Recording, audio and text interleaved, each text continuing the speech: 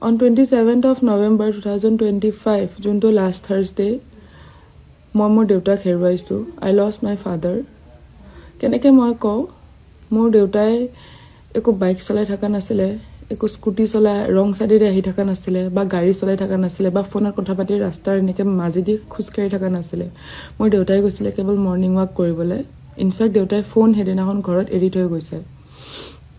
মোৰ দেউতা only 56 years হৈছিলে.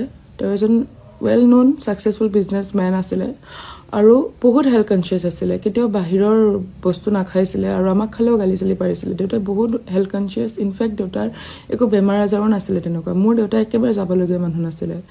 কিন্তু হ'ল কেনেকৈ, সেইদিনাখন ৰাতিপুৱা এজ ইউজুৱেল দেউতাই গ'ল মৰ্ণিং ৱাক কৰিব. আৰু আমিয়ে কওঁ যিহেতু মেইন ৰোডেদি খোজকাঢ়িলে মানে গাড়ীবিলাক বহুত স্পীডত আহি থাকে ৰাতিপুৱা, পলি চলি হৈ থাকে, দেখা নাপাবও পাৰে. সেইকাৰণে আমি দেউতাক এনেকৈ পাৰ্ক চাৰ্ক ল'বলৈ কৈছিলোঁ. চ' দেউতাই নামঘৰ পথেদি, পাঞ্জাবাৰী নামঘৰ পথেদি এনেকৈ সোমাই তেনেকৈ বাঘৰবাৰী ৰোড হৈ পেলাই এনেকৈ ওলাই আহে. তো সেইদিনাখনো এজ ইউজুৱেল তেনেকৈ গৈছে ছেইম ৰোড গৈ পেলাই এই জাষ্ট হেপী কিডছ মণ্টেছৰী স্কুল বুলি এখন আছে, পাইছে আৰু সেইখিনি তাতে এখন অভাৰ স্পীড ডাম্পাৰে আহি দেউতাক খুন্দা মাৰিছে পিছফালৰ পৰা. ইমান সৰু ৰাস্তা দেই, ইমান সৰু ৰাস্তা এটাত ইমান অভাৰ স্পীড ডাম্পাৰ আহিছে, আহি পেলাই দেউতাক খুন্দা মাৰিছে. দেউতাক গাৰ ওপৰেদি উঠি গুচি গৈছে, ডাইৰেক্ট পলাইছে গাড়ীখন. পুলিচ ইনভেষ্টিগেশ্যন চলি আছে, কিন্তু আজি 7 দিন হ'ল আমি গাড়ীখনৰ একো খা খবৰ নাই পোৱা. যিকেইটা CCTV কেমেৰা সেইখিনি জেগাত আছে সেইকেইটা হেনো বোলে বেয়া, আমি এতিয়া জানিবলৈ পাইছোঁ.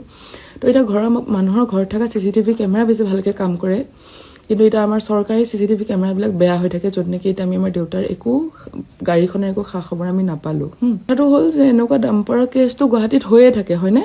হৈয়ে থাকে, কমন হৈ গৈছে আজিকালি. এই মানুহ মানে কুকুৰ মেকুৰী মাৰা নিচিনাকৈ ডাম্পাৰে মানুহক মহতিয়াই থৈ গুচি যায়, পলাই যায়.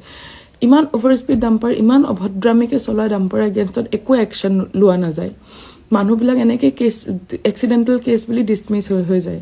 এইটো মোৰ ছেকেণ্ড টাইম. ফাৰ্ষ্ট টাইম আছিলে য'ত মই মোৰ মামাৰ ল'ৰা, মোৰ দাদাক মই এনেকৈ ছেইম ডাম্পাৰ কাহিলীপাৰাৰ সেইখিনি হাতীগাঁৱৰ সেইখিনিত ছেইম সেনেকৈ ডাম্পাৰৰ খুন্দাত তাক হেৰুৱাইছোঁ. এইবাৰ দেউতাক হেৰুৱাইছোঁ. চ' এতিয়া কথাটো হ'ল যে মোৰ দেউতাই জীৱনটোত বহুত গাড়ী মটৰ চলাইছে. ৰাতি 2টা বজাত গাড়ী লৈ গ'লেও আমি ভয় নাখাওঁ, মানে ইমান মানুহজন কেয়াৰফুল থাকে. কিন্তু এইবাৰ কেৱল মৰ্ণিং ৱাক কৰিব গ'লেও এতিয়া মানুহ ছেফ নাই, একো একশ্যনটো লোৱা নাযায়. এইবিলাক ডাম্পাৰবিলাক হৈয়ে থাকে, মানুহে আজি কমনলি লৈছে.